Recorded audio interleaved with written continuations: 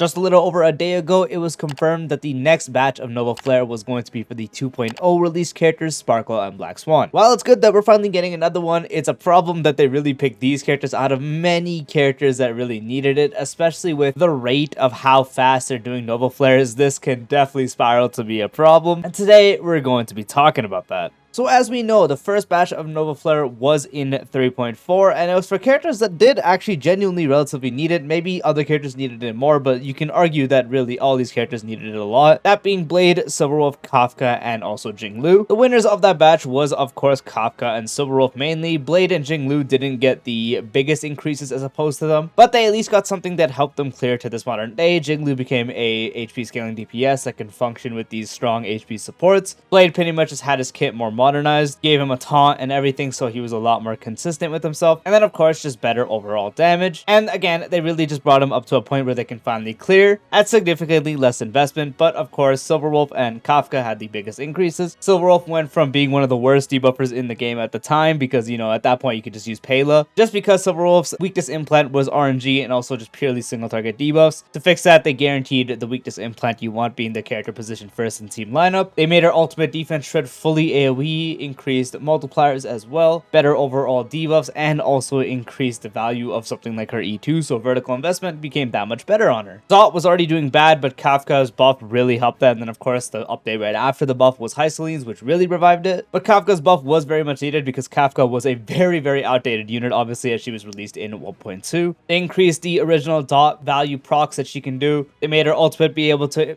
proc the dots that are not just shock. The follow-up attack was no longer forced to be a basic attack to proc, gained a big trace that allowed her to increase the living hell out of characters' attacks, which is really good for dot characters, so on and so forth. Pretty much these buffs are something that's very crucial for characters who are very much forgotten and not relatively considered good nowadays. As I just gave you some examples, the characters that were buffed, all of them, some better than others, went from being obsolete for the most part and not really used to being really strong. Again, Silverwolf being one of the best debuffers in the game besides Cypher. Kafka is back as her role as the dot enabler, and I mean the dot enabler. Jinglu and Blade less so, but still more modernized DPSs as opposed to before. It took over 2 years for, of course, the game to introduce any form of buffing. Honestly, they could have introduced it in 2.x and it would still be relatively fitting, but it did take a while. And then with the release of NovaFlare, we did think, okay, so finally these older characters can get buffed. If they do it at a good span, these older characters, not just these ones, but other ones as well, such as Regio, Argenti, so on, they can get these significant buffs that can help them clear to modern days.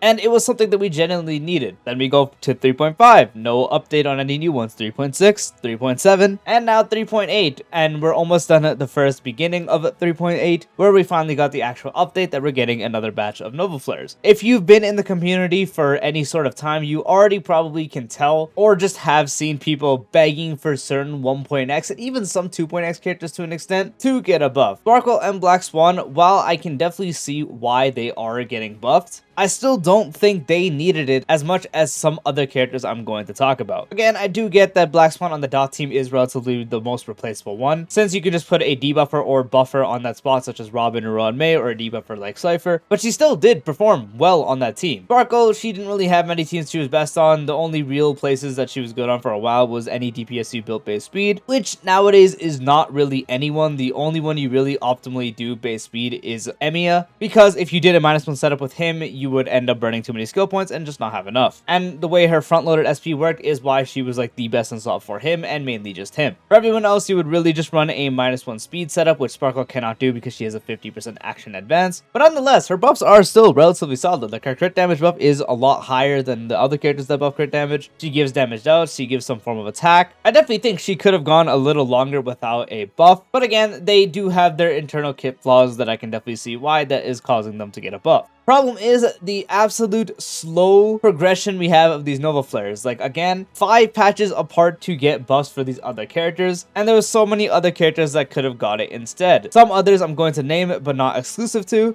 IL Donhang, Topaz, and Argenti, and Ratio. I don't care that one of them were added to the Stellar Companion Shop. I think that whole argument is just something stupid. If a character is added to the shop and that really removes any form of them of getting buffed anytime soon, I much rather them not get added to the shop and get buffed. I think characters that get in there shouldn't even be considered by the fact of, oh, they're not going to get buffed. It doesn't matter. I just don't think I should factor that in this. And then even if you want to go up to 2.x specifically, because these are both 2.x characters, so I guess we could factor in 2.x characters. If we really want to go that route as well, I'm going to go ahead and say it. I think Xiaochu could have used it a lot more. Xiaochu really doesn't have a role anywhere anymore. The only team, and this makes sense how it's his only team because this was kind of the character he was made for, is really just E0 Acheron teams. And even there, he is relatively replaceable. Besides being a general buffer, he's not really best anywhere. Usually never even second option nowadays. And I genuinely think that he could have used the buff way more. I don't genuinely think. I know he could have used the buff a lot more than these characters. Of course, that does change. If you have E2, then you can run him as a dock character, but I'm mainly talking about like E0 S1 as like a base investment. Because at E0 S1, he has like okay debuffs. Like again, you're better off just running Cypher or Silver Wolf. His role as a dock character before E2 is relatively obsolete because his Fire Dot is not going to do that much. Nonetheless, you can see how many more characters there are that really could have used it before. The Sparkle and Black Swan, they still have their teams where they function relatively good on. Again, Sparkle being the best in slot for Archer, who's actually still a really strong DPS. Black Swan, who can still very comfortably go on the dot team and perform well. There's just so many other characters that could use it more in 1.x especially. Even though Jingwan got Sunday, I definitely think he's another character that could use it more. And even, I feel like this is just like a running meme at this point, but Zele could have used it as well. There's a lot of internal flaws that Zele does have, such as like not being able to proc Resurgence when additional damage is the factor that kills an enemy, which is so common nowadays. I think you can ask anyone that frequently uses Zele and how many times they probably had to refresh the run because the additional damage from Robin's physical damage, Trippy's additional damage as well, so on and so forth, is the reason that an enemy dies because she really needs that extra little help. And it doesn't proc Resurgence and you have to deal with that. And then obviously being a 1.x, the first limited unit in the game, multiplier is very low, definitely could add a lot more self buffs, so on and so forth. And then someone like Dr. Ratio, like his stuff could definitely be amped to be higher results from debuffing enemies or better debuffs for himself, higher multipliers, because higher multipliers is usually like a universal thing you can do. And then of course you got someone like Argenti who still can perform strong in Pure Fiction mainly, but outside of Pure Fiction you're not using him anywhere. His vertical investment's also horrible. That could also use a lot of work to help him at least perform better in stuff like MOC and APOC and not just be a full Pure Fiction bot. And even as a Pure Fiction bot, he's not even the best in that mode anymore and wasn't for a long time. Like honestly, when Acheron released, of course she could do Pure Fiction better, especially when the AoE changes happen. Still, the Herda is like the real like queen of Pure Fiction. You also have Jade as a sub DPS there, which technically they work together, but still, if they at least want to give him some form of buff, at least bring him back to being like the top of Pure Fiction. You get the point here. What I'm trying to say is there's just so many characters that could have used it, and with how little of an output that NovaFlare is getting, it's a problem because I feel like a lot of these actual characters are not going to see buffs for so long, and the longer it goes on of not receiving a NovaFlare for characters that are super old, like again IL Donhang, Argenti, Zele, Jingwan, so on, it's gonna be even longer, and the more time that goes by, more power creep happens, more enemies get more HP, more mechanics get introduced. It's gonna be so much harder to bring these characters up to speed with their buffs, and they might end up getting a Blade slash Jinglu treatment, which is still fine I guess nowadays, but it could end up being worse. Like they could get a treatment that makes them even worse at that base level, which at that point there's no point of a NovaFlare. They got buffed to be still garbage. Of course, I wouldn't really have this much of a problem, and I think a lot of people wouldn't have much of a problem with NovaFlare and their reasons of choosing if they at least up the actual releases of NovaFlare, because again, this took so many patches to finally get the second batch, and we're only getting 2 for it. Before we got 4, which 4 characters got buffed, but there's so many more that could have got buffed, and now we're getting half that in so much time longer. We're almost in the 3rd year of the game. Anniversary is only like 3-ish, almost 4-ish months away, and we're getting the 6 characters that are total going to be buffed. Of course, this might change. They might just randomly say, hey, we're going to do a NovaFlare like every 2 patches, like maybe anniversary patch. Boom, new NovaFlare. Maybe 2 patches after that. Boom, NovaFlare. Maybe 1 patch after that. Boom, NovaFlare. Maybe that could happen. I don't know. This is just how I'm going off it based off the NovaFlare we got, how long of a distance it was from them, and then finally now what we're getting now. Sparkle Black Swan getting buffed, it's good and all, but not only can other characters use it more, the fact that we're just not getting amounts to actually compensate the big delay is just crazy. And to top it all off, not just limited characters, but practically every standard character except like Bronya and Himiko, really, just because Himiko got the Dahlia and Bronya is just still a broken character overall, they could use it so much more. And then when you look at other Hoyo games, I'm just gonna use this as a brief example. I know ZZZ got like a big patch, this patch, like their most recent patch, I'm pretty sure, where like a bunch of standard characters got buffed and like they're like super broken now. I don't know the full extent to it because I don't play ZZZ. If you do know the scope of that, please comment down below. And then bringing in Genshin as an example, since I do play it, Genshin got the Hex Array buffs, this patch that they're currently on. A lot of these characters, while already good, the ones that were struggling, such as Venti and such, they are so incredibly broken now. You can see how much buffs can really do to characters in these games, of course, because, you know, they're just amping kits to be more modernized, and you bring that to levels of current broken DPS, and of course, they're going to be broken as well. But the way Starro is doing it is just not good. They're picking really odd characters. Like, the first batch made sense. Silver Wolf Kafka definitely were, like, one of the top ones that needed it. Blade Jinglu as DPS also did definitely like it, but now they're just skipping the 2.0 with Sparkle and Black Swan. While they do have parts that would need it overall, there's just not only more characters that could use it, but also just the fact that they're, one, too slow on these NovaFlare increases. We're just not getting enough characters getting out of it to warrant these big jumps, and there's just so many more characters that could have used it instead. What's to say now that the next NovaFlare isn't in like 6 patches as well, and then after 6 patches they're like, yeah, let's buff, I don't know, Firefly and Lingsha or something like that. There's just so many odd cases they can do, and it's just kind of just not a good thing. Anyway, that is it for this video. I just wanted to talk about why this NovaFlare situation is kind of just rough. I've been seeing a lot of people talk about it. I've been seeing a lot of people also mad for the same reasons, that it's just like a bad selection of characters. More people could have used it. The slow actual duration of NovaFlare being outputted is also just bad. Definitely comment down below your thoughts as well and how you do see this whole situation. If you did find this video enjoyable, dropping a like would be greatly appreciated. If you're new to the channel or haven't done so already, be sure to subscribe and turn on the bell icon for future videos like this, along with all other types of Star content. Check the description to join the Discord and check out my Arknest channel, and I'll see you later. Peace out.